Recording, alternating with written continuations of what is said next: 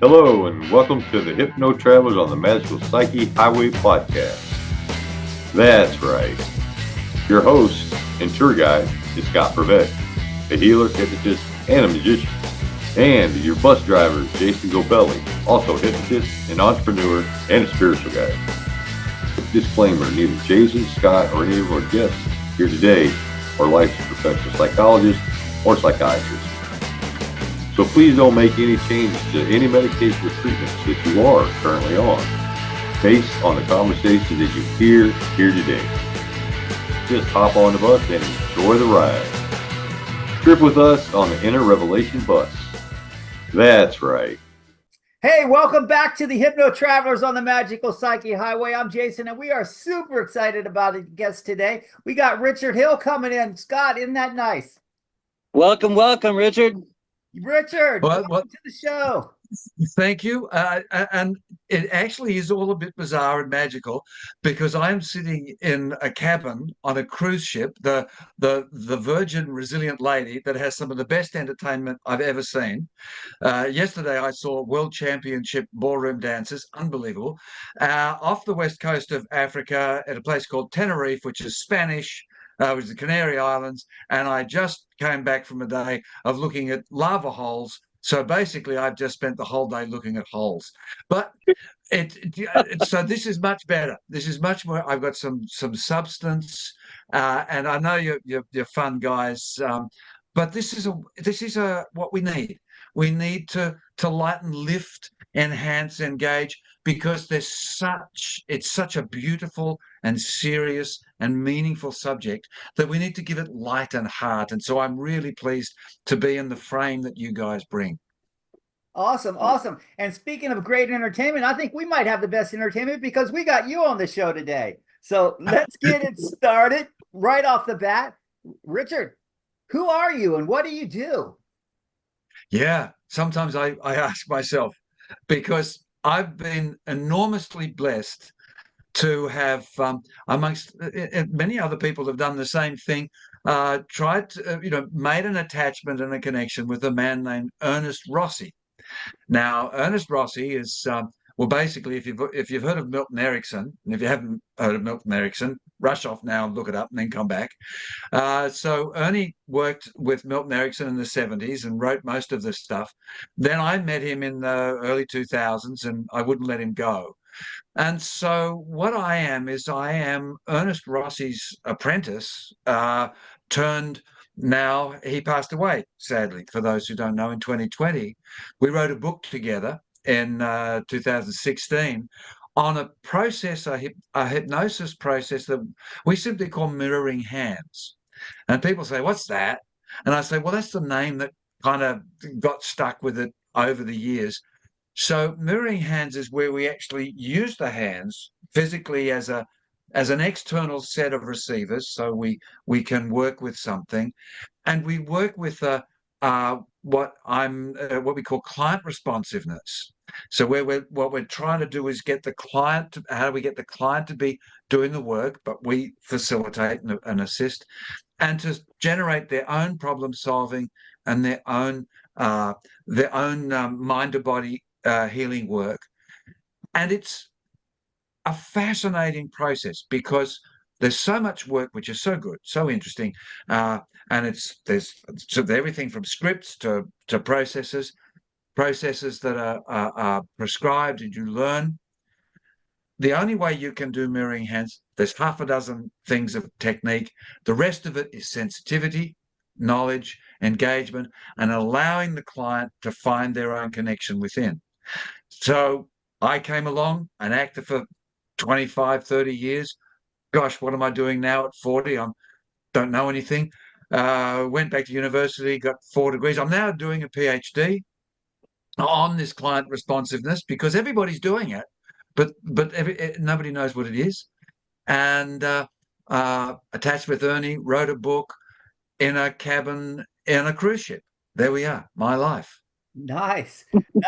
Okay, so let's go here now. When in your life, since we're talking about your life, did you have that like aha moment that, you know what, I'm really going to be able to help people? When did that happen and how did that happen? This is really interesting. these sorts of questions, when you get that, I can really help people.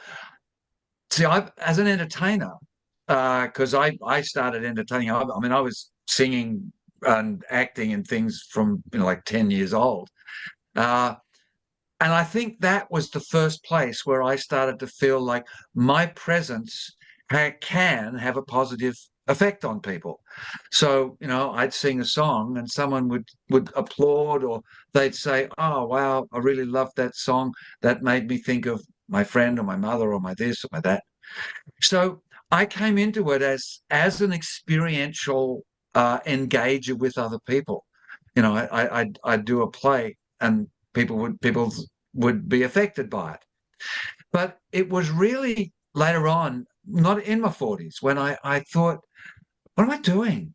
And what am I doing? What does this mean? What's the meaning behind what I did? And that's when I went back and said, okay, well, all this stuff. So I did the experiential first.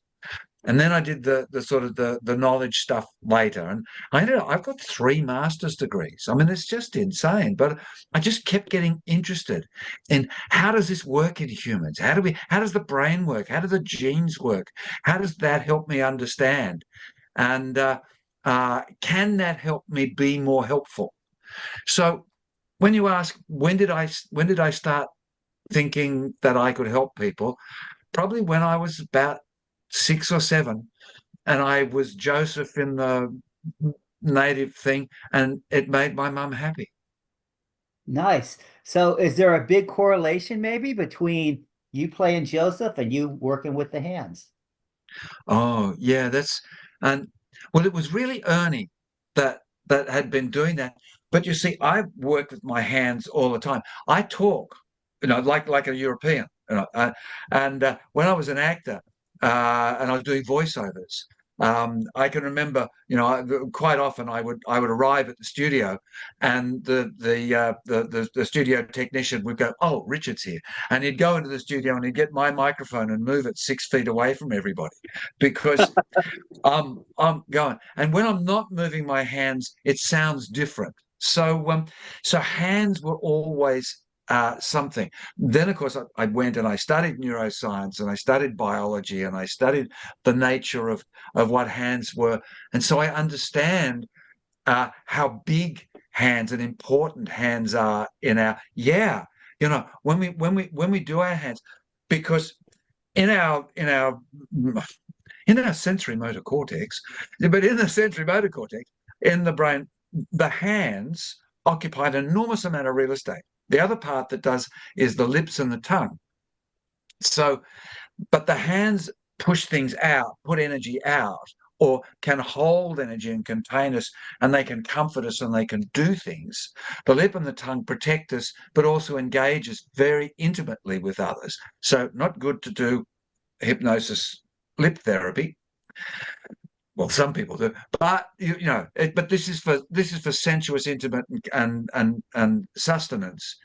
And the hands are this thing that enables us to not only give our rhythm and our sense of things and where we want to go, but we can get a sense of the shape, the feel, the past, the present, the future. It all comes out in the hands, and they're the safest place to hold your problems. If you can put them out there, put your problems in this hand, get it out of the space, get it out of, so it doesn't hurt you. What's it? Can we put whatever's left? What's left? What's not your problems?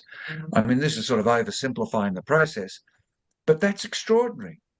And can you review all the things that you're really distasteful, the problem? Can you review what's the problem? Okay, now can you review what's going to help you? Can you review what makes the problem, why you've survived, why you've managed? And what happens is, I don't want to go into systems theory, but that's what it's all about, is that all our stuff comes together and presents itself as a little thing up the top.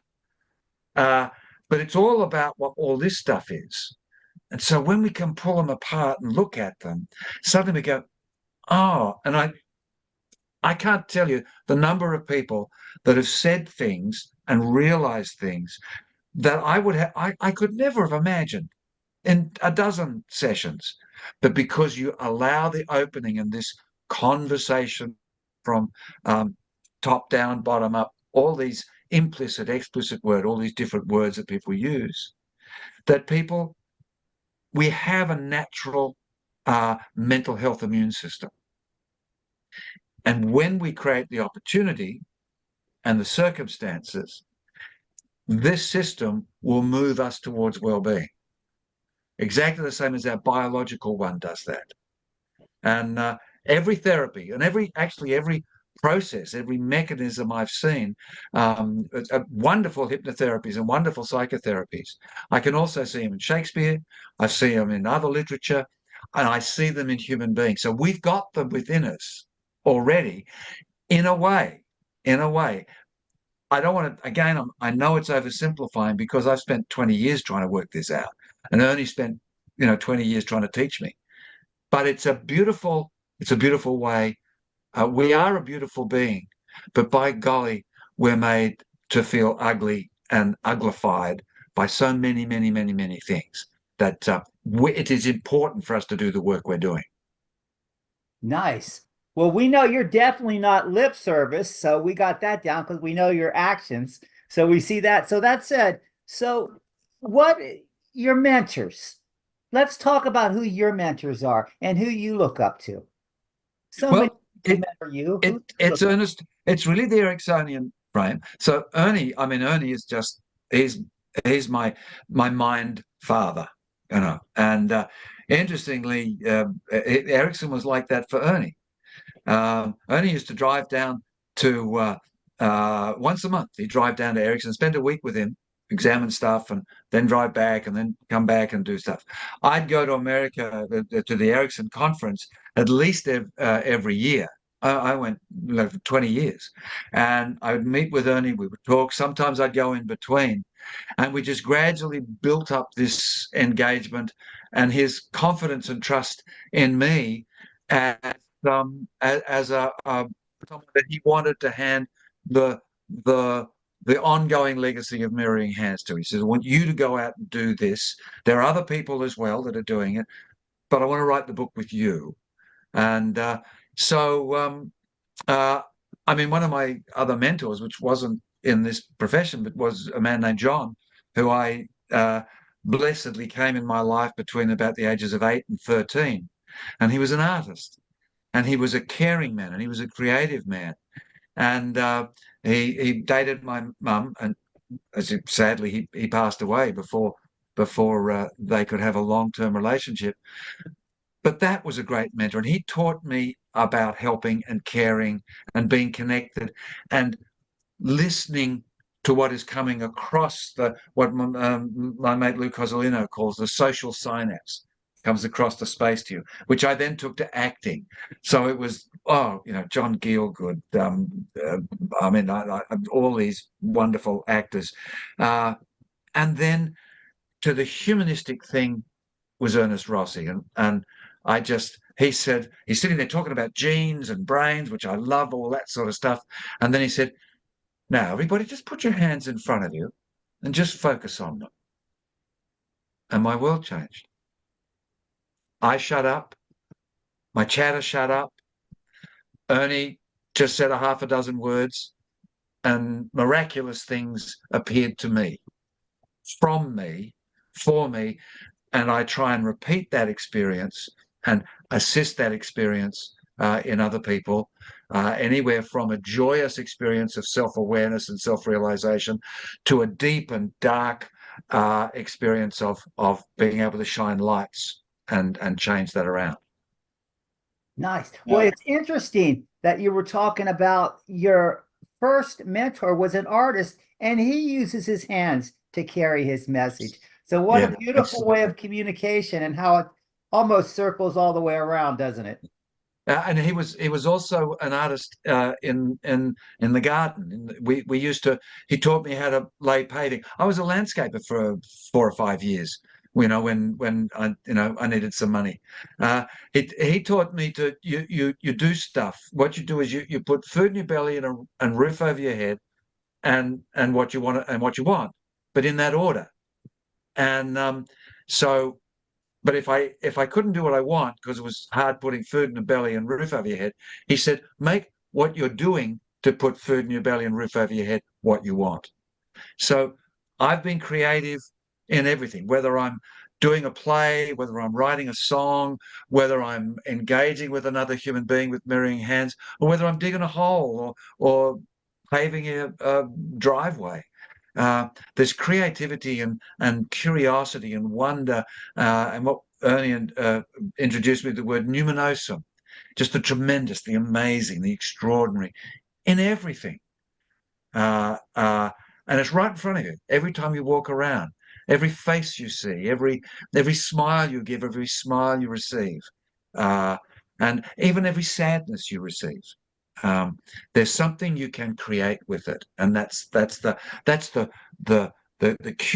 naive, curious creativity is the undertone. That's the foundation of the mirroring hands practice. And it also sounds even more than the creativity, that especially with your gardening, it's that cultivation and that work and all that effort that you put in it as well. Yeah, like a seed will grow. It absolutely will grow, but not unless it has the opportunity and the circumstances. And so sometimes it needs an external energy to plant it. Now, I'm a human being, so I pick up the seed, I part the soil, I put the thing in and close the soil. But of course, nature does that as well. So sometimes when I'm working with someone, I don't even have to do all that work. I just have to allow their nature to begin to rotate, and that seed will find its own fermentation and its own generation. And you can see I can chat a bit, but people are amazed when they find me starting the work and their hand starts to move and they start to feel things. You see the expressions on their face. And I say to them, is there a word or two you would like to share with me? Or would you just like to continue privately? They say nothing. I shut up. I can be 20 minutes without saying anything more than supportive, well done. Yes, I'm here. I see. Just showing them that they're safe. That's an extraordinary experience. What do they call it? Content free? Yes. I like it, but there's actually no such thing as content free. That when they say content free, it just means not therapist driven, because there's masses of content in the client, all finding itself, opportunity, circumstances, and away it goes. And the best thing you can do is shut up and get out of the way. Right, so I noticed that you said you do not call it content free, and we've interviewed a lot of people on here, and a lot of them not necessarily agree with each other. So that said, is there some philosophies out there or ideas out there that you think are wrong and kind of lead a person away from a direction of healing?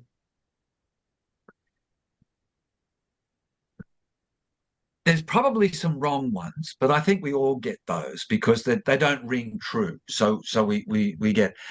I think there's a degree of where things are a bit simplistic, not as different from simplified and made straightforward, but we just simply don't understand. I fear that we think that there are a lot of people who do wonderful work and do wonderful stuff, but they just sort of don't really understand and kind of overplay the degree that they think they're doing it.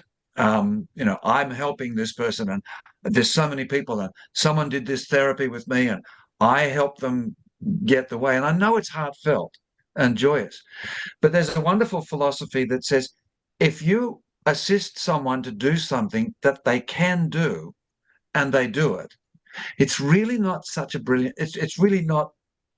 You haven't done a miracle. What you've done is, so one of the things that we desperately need is just to be shifted from the negative feelings of life. And we talk about this, the negative inner voice, the negative this, all those things, for that to shift into a positive frame. Now, we are in the opportunity of circumstances, we will move that way. And I'll give you a good example. I'll give you an example of what I mean. So psychotherapy. So it because and there's one of the things that annoys me. People say, oh, they've done talk therapy for ages and they came to do hypnosis and suddenly they were cured. So talk therapy sucks and hypnosis is good. No, the talk therapy that person had and the hypnosis that they had were those things. But don't generalize. Don't generalize, boys and girls. Slow down and take it easy. Anyway, guy doing this thing, CBT sort of based stuff, cognitive behavioral therapy. The client's doing quite well, getting some good work. And, they have homework and do all those sorts of things. And so they're doing this stuff. Anyway, client comes back and says, oh, best week I've ever had. It was amazing. I've just had breakthrough after breakthrough after breakthrough all week. All these things have been washing away. Oh, it was amazing. Now, not unreasonably, my mate, the therapist, sort of started to thinking, oh, well done me. So, well, what was it that was the main trigger for this wonderful breakthrough? Waiting for them to say, it was this question or it was that thing you said. I'm dramatizing it a little bit, but it was a bit like this. The client said, oh, yes, you. Oh, God, you are so good. You are so, I feel so safe and comfortable here. And the work you do, you work. But actually, behind you was a bunch of flowers in a vase. And one of them was dangled over. It was bent. And he said, I'm the bent flower. That's my problem. I'm the bent flower. And I all I've got to do is straighten myself up. I've been straightening myself up all week. It's amazing, but so the opportunity, the circumstances, the opportunity, the therapist did, but the therapist wasn't the therapy. It was just what the client saw, what we call extra therapeutic circumstances. So that's kind of what I mean. And someone says, well, I use this fabulous script and this works. And I think that the last thing I'll say in that context of why it's important just to get a better grasp, if you give something to put something onto a group of people, whether it's a therapy, a hypnotherapy, a drug trial, a business thing, a product sale, almost anything, you look at all the research, what you'll find is, how you get, they'll show a graph and there's all these dots all over the place and they'll line up the middle and they'll say, well, there you go, that proves it works. 30% will get a very good response. They'll love it. They'll be fabulous. They'll be over the moon. Another 30% will be okay, pretty good, gives them a positive. They quite like it. Another 30% will get nothing or actually quite dislike it, distrust it, and it causes an unpleasant response. And 10% can actually be damaged by it. You just look at everything. It's always like that. So if you come to me and say 70% of my people respond to the therapy I use, I go, well, yes, of course. What do you do with the other 30%? Oh, well, they're not responding. They're not getting into the hypnosis. They're not imaginative enough. I said, no, you're not imaginative enough. Because if you've got someone who can't visualize and you keep giving them a visualizing process, then where's the problem? The problem's in you. Someone says they can't visualize. Fantastic. What can you do? Let's find it. Let's look for it. Now, if we put all the things that you can't do in this hand, what's left in this hand? And I've actually had people who don't go to any sort of trance at all. And I've just done it really pragmatic. I said, well, there's my problems. And here's the things that are good. Oh, look, I can do this. Thank you very much, Richard. See ya. It was as pragmatic as that. But it was right for him. Really unsatisfying for me as a I'm the guy who does mirroring hands, but it worked for him, so it's not about satisfying.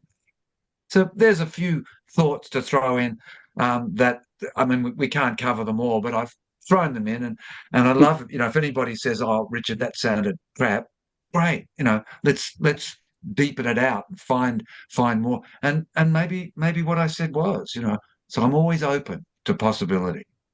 Nice. So, Richard, is mirroring hands always your go-to, or do you ever use something else depending on the client? Yeah, I use everything else. I use everything, of which mirroring hands is a door opener. Sometimes it's the whole package. It will go there. I've got clients that I don't do mirroring hands with, because you just feel it. No, they're not, they need something else. So I'm still have to work on the circumstances before I start opening them up to their own frame. Remembering that I'm also a psychotherapist, so I do get people who have some very, very serious problems sometimes. So yeah, I'm very careful, I'm very cautious, but what I'm always looking for, and this is the key with the therapy, whatever therapy you're doing, stop looking for the magic moment that you give things, and look for the creative opportunity that the client presents to you by a word or a shift of their movement, by just a change in their voice, a shift in their body position, something that makes you go, oh, makes you notice. So you need to be very observant and very sensitive in your observance. And there's a lot of things to observe. Changes in skin color, shifting in the muscles of the face, which now so I went off and I thought, well, what does that mean? Someone said, if their face is up. So I go and learn facial expressions and polyvagal theory and the 10 nerves that come from all these sort of things, which not everybody is inclined to do. But it was just like, oh, I'm like a kid in a candy store. I spent all those years just doing things, and now I spent these years going, wow, why did I do those things, and how did those things manifest, and how does that manifest in somebody else? And when it does, as an actor, I would improvise, I would react, but it's responding, it's taking it in, mixing it up with all the stuff I've got, and then responding. Now, mirroring hands, I had someone come in, they start seeing images, they start seeing really strong images in this hand, and the image starts to come up into the space. Hands go away, and we work with images. Somebody else, I've done work with the hands. Quite often, I don't do it deliberately. Someone goes, oh, I got this, and I got this, and it's just, I don't know, I've got this. And I say, oh, well, what's this? We're there. We're already there in it. So I just add and bring the frame in. So it is tricky, because I know a lot of therapeutic approaches. Someone starts talking about their ideas, well, I'll go with them with that. But having said all those things, another thing which is beautiful is that we have what's called the basic accessing question. So we'll just use, that typical thing we use of the feeling between the hands. And that's, everybody feels that. If they don't feel something between their hands, they're just lying, which is okay. That's just another thing. And you work with that. Oh, they're lying about their ability to, because there's heat from your hands. We know the energy. Anyone who's seen a Curlian photograph knows the energetic expanse. So everybody will feel this. And this ideodynamic sensation can give you some insight into whether they're ready to work. And we do this. Can you feel that? Is it really focused? Now, if that special area, that something within you is ready and able to connect, if you're able to do this work right now, I wonder, will those hands begin to do something all on their own? And then you find people doing things, and you find people going like this, and we go, wonderful. So that's basically my, are you ready to work? Not hypnotizability. I've had someone go, oh, I'm getting nothing. And I go, well, okay, well, we're not ready to work yet. What else do we do? So the one guy, he was doing that, and it was, so he talked a lot about his problem. So narrative type therapy. So I went back to doing narratives. That's okay. Just put the hands down. You don't have to do the hands work yet. And he came to me for hands. And he put down, and he chatted. And then he went,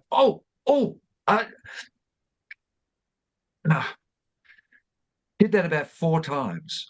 What he was suffering from was he had an unresolvable, painful, damaged nerve that gave him a pain sensation. He said, but I know that I amplify that in my head and I'll push that. And I want to use mirroring hands. And lots of people go to other hypnosis techniques for this same process, so that I stop amplifying it and, read my book chapter on emotions and you'll understand why I say this. But it's sort of an emotional thing. Anyway, he was doing this and he suddenly went, oh, ah. Now, I've never seen that before in my life. Ernie, when I showed him later, Ernie said, oh, I've never seen anything like that before. So he's there like that. So what did I do? There's not a technique in the world that explains to me what to do when someone raises their hands beside their head and starts groaning. So I responded to him, and this is this client response here. I joined him. He created, so I joined him to say, this is safe because I can do it too. So I went, with him, and he's going, oh, I'm going, oh. I said, what do you want to do with it? What have you got? He said, I've got the pain. I've got the thing. I said, what do you want to do with it? He said, oh. I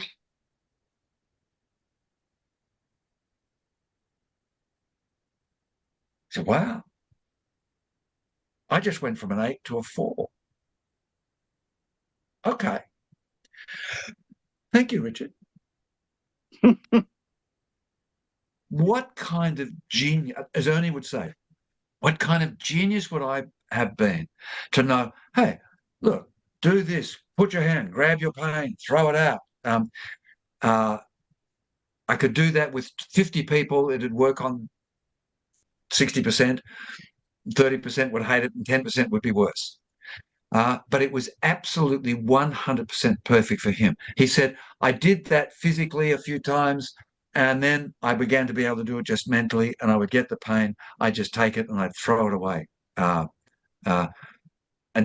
people are sitting out there now, I hope, sitting out there saying, oh, NLP, grasping thing. Or they're talking about, there's dozens, you know as well as I, you're thinking of all the different therapies that do that get something, hold it, and throw it out of the space. Well, I say, know all of them. Because one day your client's going to, don't just do one of them. So when the client starts it, you go, oh, I know where they're going. And you're more confident. I had no idea where this was going, but I just trusted that if you have the opportunity and the circumstances and you do it and you keep it safe, that it will go in a positive direction. That's a really hard thing to believe because you want to do something, say something, I want it to be me, but it's the system. Well, not only were the hands mirrored, but you became the mirror when you calibrated. Yeah. You became the mirror. That's it. I had a joint visual hallucination in the center between us with a fellow who'd been working with me for quite some time. He wanted to work with the hands, and he was saying, I'm climbing this mountain, but I can't get over there.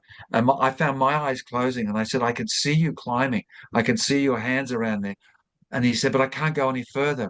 And I said, there's a handhold on my side. And I could see his hands moving around. None of us are moving our hands. We're just sitting there. And he said, yeah, I've got it.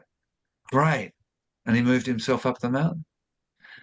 That is probably the most beautiful, but I haven't had anything as deeply entrenched as that. Although Ernie and I have done some really extraordinary things together.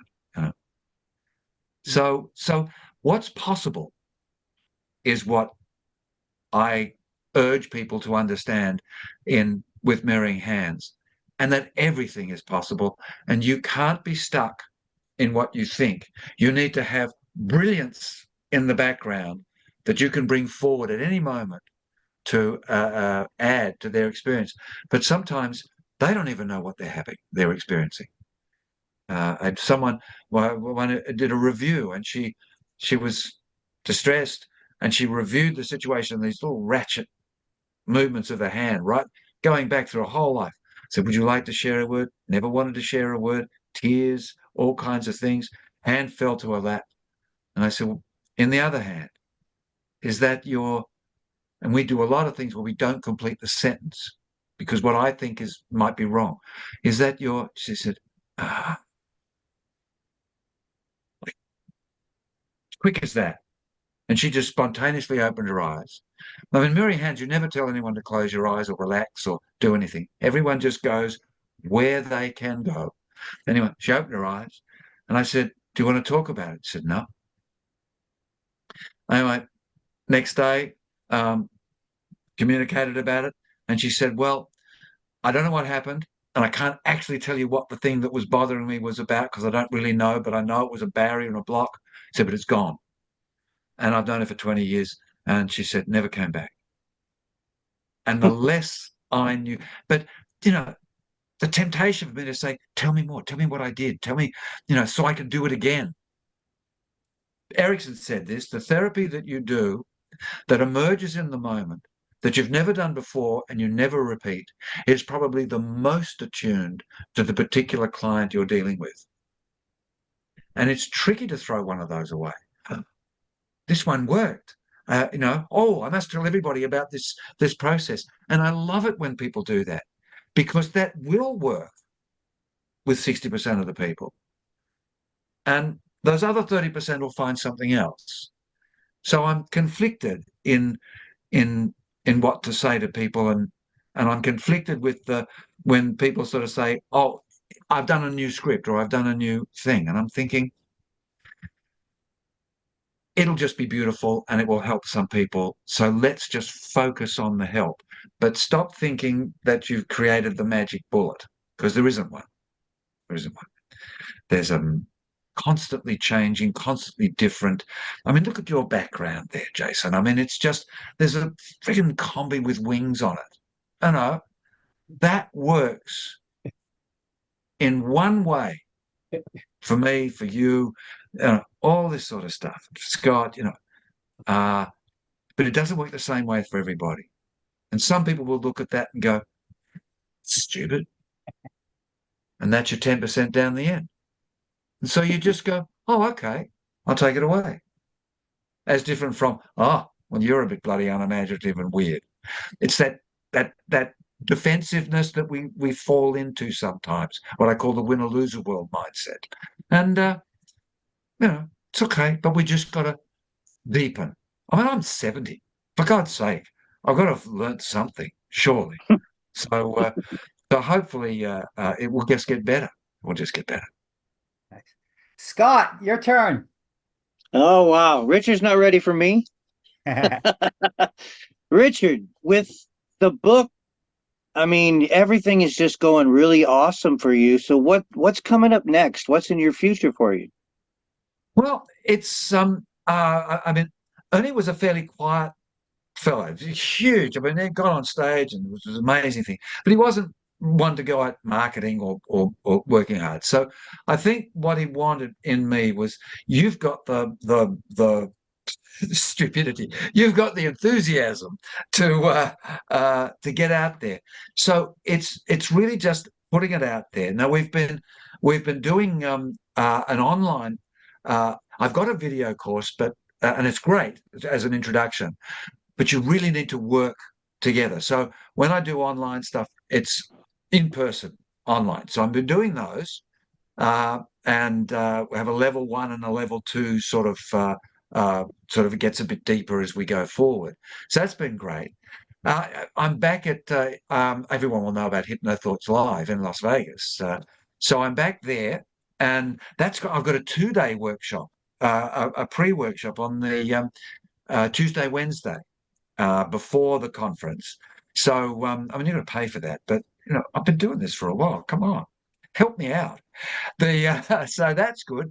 And then I'm also working in the psychotherapy, or the broader area of understanding, and I'm doing a series of webinars, just free webinars, through a group in America called collectively rooted, which is they have Bessel van der Kolk is in the group, and so I did curiosity in my last one. Next one's the 9 unspoken voices. All these things like skin and taste and lifestyle and all these messages that are coming outside of the voice, the spoken word or things, and that's on the 23rd of May, 23rd of May, 3 p.m. Eastern time.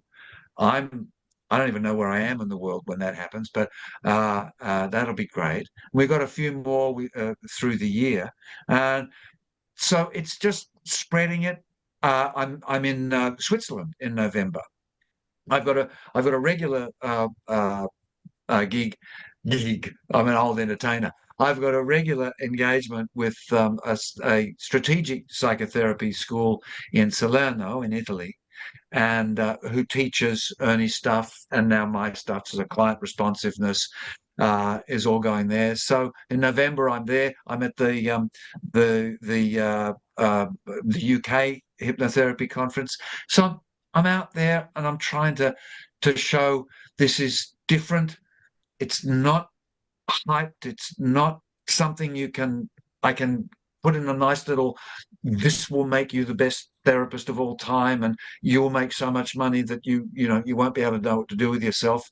I don't know how to engage with that. It's just beautiful. And it helps people. And it, as you say, plants the seed, makes the garden grow. And a webinar like this, Jason says, because I know you were surprised a little bit that I said, yeah, well, it's not. So now anybody that wants me to front up it, if you've got some money, I'd like a share of it. If you haven't got any money, well, I'll have a share of that too, So share of the box office. I'm real happy. You guys aren't raking in $1 million on this, so I don't want you. You're putting out information. So I know, because I do the same thing with Science of Psychotherapy. So I think, is that enough of an answer, Scott? I'm starting to ramble. Yeah. I got another question for you, and this one's a good one. How do our good. As different from the other ones, which were just crap. Yeah, but you gotta get this out. How do our viewers and listeners get a hold of you? Okay, it's ridiculously simple. I love it when I answer the phone or I reply on an email and they said, "Oh, I didn't think I'd get to speak to you." I said, "What do you think? I've got people." If I did that, then I would be, $500 a session, and you couldn't get to me. I wouldn't do pro bono work and all that. So, richardhill.com.au. Simple. I like it because I can remember it. And but that's where you can see these webinars, and you can go in and you can register for those. They're free. You can also go in where I've got the mirroring hands level 1 and sort of send your thing saying, I'm interested, I'd like to do it. The classes are only about 10 people, which is because we can all work. So, but I'll put out some stuff about that. And then my email, woohoo, richard@richardhill.com.au. I can remember that one too. So get in touch with me. It's a bit more tricky because I am doing this PhD, and they have all kinds of expectations that you're supposed to work hard. And I'm going, I'm far too busy talking to hypnotherapists and things. But send me an email. Give me a break. I might not sort of immediately get back to you, but I'm on Facebook. We've got the mirroring hands, a practice and a way of life. Little pretentious, but actually quite true. And I was all philosophical the day I typed that out. But come and join that and engage, and so we can have more intra conversations, not just depending on me. What else have we got? The Science of Psychotherapy for people. The Science of Psychotherapy.net for people who want to actually get into some of the meat of neuroscience and genetics. And we've got 1,000 hours, hundreds of amazing speakers that we've spoken to over the years. So that's neat. And that's like we do a monthly thing. It's like 15. Well, not even 15. I think it's $13 American, and you can just stay for a month. Go in, get what you want, come out, come back again, give us $13. None of this sort of $300 a year stuff. So we really try and make ourselves available. I think that's the answer to the question. But there, open book. Google me. I'm not hard. Nice. Scott, you have anything you want to add? Man, I'm just so thankful that you took time out of your busy schedule to come here and share with us today. We really, really appreciate it. Well, it's my great pleasure. This one's my unbusy schedule because but I'm enjoying my wife's 50 days for 50 years because she's really worked hard. She's a physical therapist. And so I'm with her, but I'm writing and doing things while I'm away. I have my little station set up next to the taco guys, and I'm up there saying hello to all the staff, and I'm doing karaoke, and I a session to one of the staff yesterday. Life is a magical, wonderful combi with wings. Let's just be in it. With your practice, come and see. You'll see when you go to my website, there's some demonstrations and things so they can see more. We haven't done a sort of a demonstration because we were yabbing on about stuff, but it's quiet. Mirroring hands is gentle. It's you with you and the therapist as your present companion. It's the best thing that ever happened to me. It brought all my stuff in life together. And when Ernie said, put your hands and see what they feel like. Beautiful, beautiful. Any words of wisdom to wrap it up? I think that's about it. Be beautiful. Be naively curious. Know everything, but know nothing in the moment. Awesome. I love that. Okay, thank you. It's been wonderful having you here, Richard. It's been wonderful driving down your magical psyche highway today. We certainly have enjoyed it. So thank you for allowing us to take that trip. And for our viewers out there, thank you for coming. We hope you've enjoyed us. If you like us, give us a thumbs up. If you think we're assholes, give us a thumbs down. We don't care. Just comment, just respond. Come back next week. Share it, and thanks for being a part. And once again, Richard, thanks for allowing us to travel down your magical psyche highway. Wonderful. That's right. Thank you. Thanks. Great trip it was. Yeah. Wow, what a trip. Thanks for taking that journey with us today. Please like us, share us, and enlighten us with your views of the topics we drove into today. We appreciate you and love reading your comments. Thanks again, and we hope to see you back on the bus next week. That's right.